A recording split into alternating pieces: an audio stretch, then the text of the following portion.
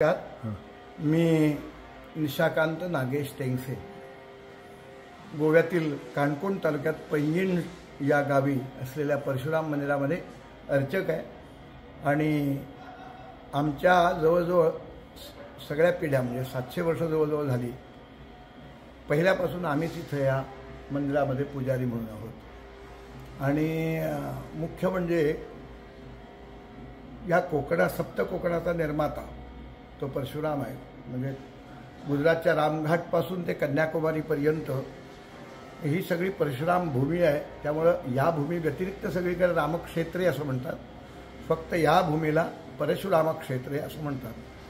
आणि या परशुरामाची इथं कुणीतरी साधू राहत होता, त्याला परशुरामाचं दर्शन झालं होतं आणि त्याने मी इथं आहे असं म्हटलं होतं खूप पूर्वीपासून।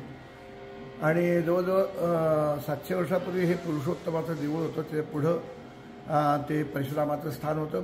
देऊळ वगैरे काय नव्हतं, तुळशी वृंदावन, त्यात ती एक दगडी चक्र होतं, त्याची पूजा चालायची। आणि मग 1830 मध्ये हा गोकर्ण प्रतका जीवोत्तम मठ, त्या मठाधीशांनी इथे आनंदतीर्थ म्हणून होते, त्यांनी परशुरामाचं देऊळ बांधलं। त्याच्या पूर्वी पुरुषोत्तमाचं देऊळ होतं आणि मूर्ती त्यावेळेला नव्हती।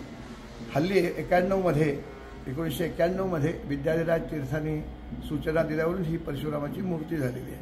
पुरुषोत्तमाची मूर्ती फार जुन्या काळापासून होती। आणि या ठिकाणी त्रिकाल पूजा अशी होते, पहाटे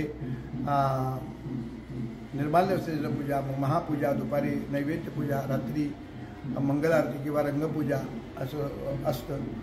होळीच्या तिसऱ्या दिवशी इथं जत्रा असते।